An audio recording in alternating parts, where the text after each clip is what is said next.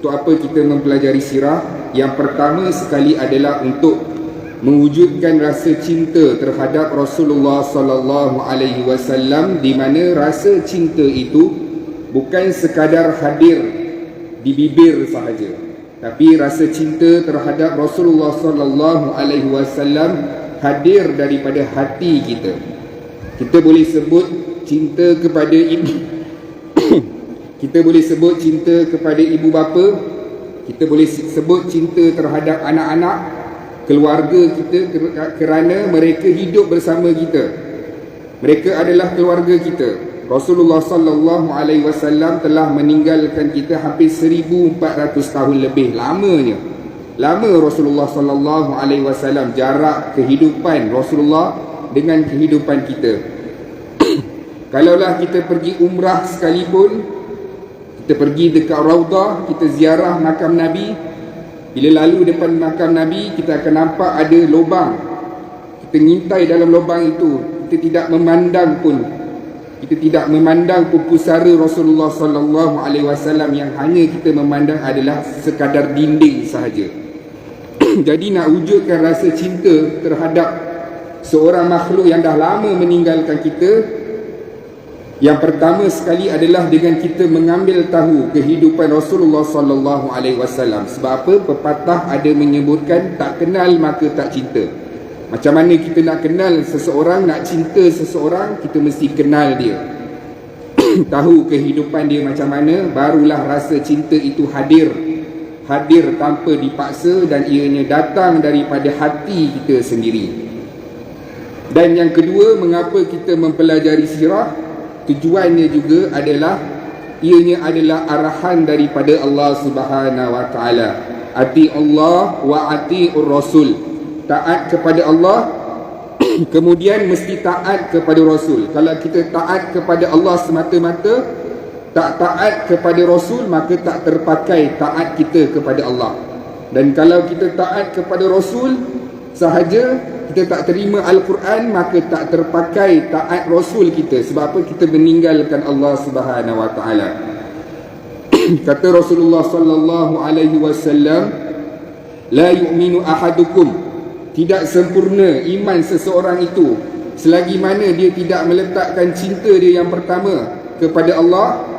Lepas Allah, mestilah cinta itu diletakkan kepada Rasulnya, iaitu Muhammad sallallahu alaihi wasallam. Kita dalam hati kita boleh sebut apa cinta kita. Ada orang dia cinta dengan rod pancing dia.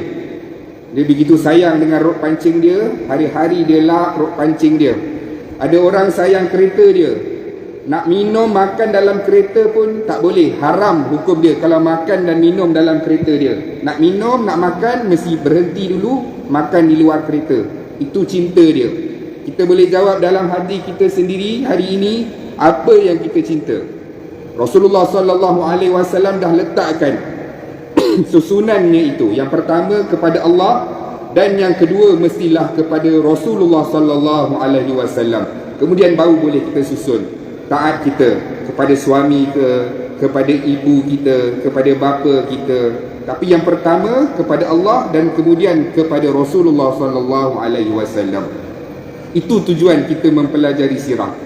Itu tujuan kita mempelajari sirah, supaya apa? Bila kita pergi umrah, kita tak akan sibuk-sibuk nak cari Yusuf Tayyub. Kita tak akan sibuk-sibuk nak cari jubah. Jubah dah melambat dah. Jubah Haramai ni dah banyak dah jual dekat Malaysia ni. Kurma pun dah macam-macam jenis dah dekat Malaysia ni. Dah melambat-lambat. Habis bulan Ramadan, ada lagi kedai-kedai kurma. Supaya apa? Bila kita belajar sirah, kita duduk dekat Masjid Nabawi, kita duduk di hadapan Kaabah, kita membayangkan bahawa inilah udara yang suatu ketika dahulu Rasulullah sallallahu alaihi wasallam hirup. Beginilah rupanya cuaca kehidupan Rasulullah sallallahu alaihi wasallam hidup. Dan ketika kita pergi di medan Uhud, kita pergi ziarah Uhud, kita duduk di situ, kita tak akan sibuk-sibuk nak ambil gambar, nak beli macam-macam. Dah beli dah, nak beli lagi, beli dan beli lagi. Kita akan duduk mentadabur. Sebab apa? Dalam hati kita dah ada dah pengetahuan sirah.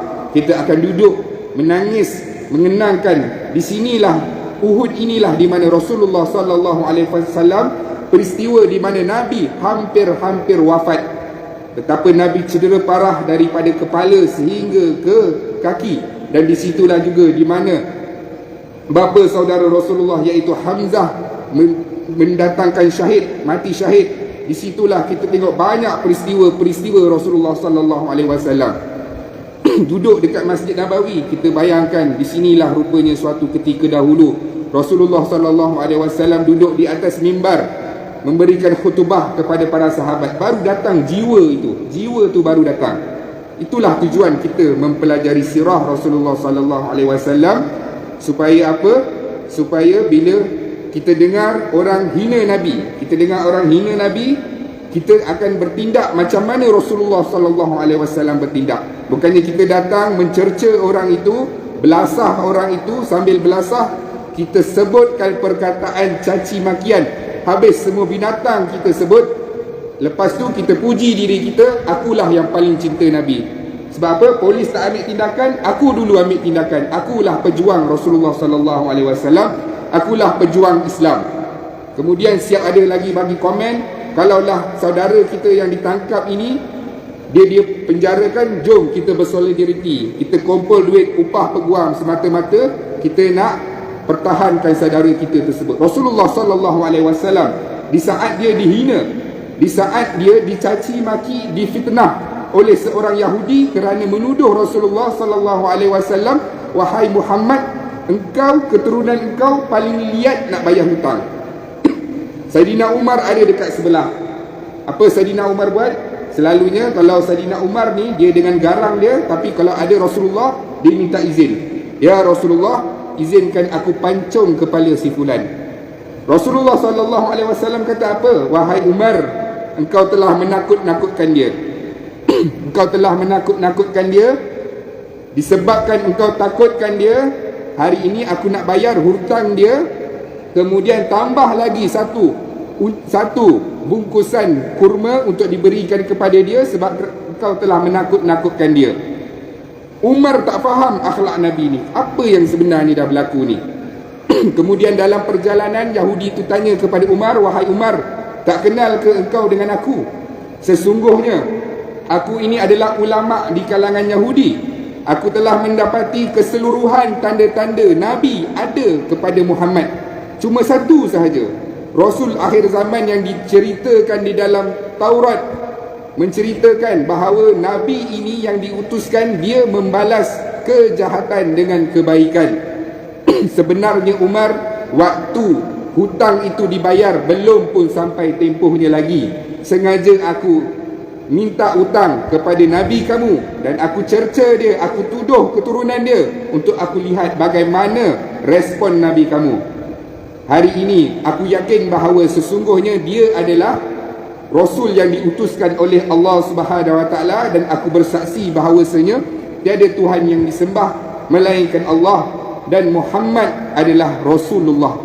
Kalaulah Umar dah pancung tadi, habis dah, selesai, tak ada orang nak masuk Islam.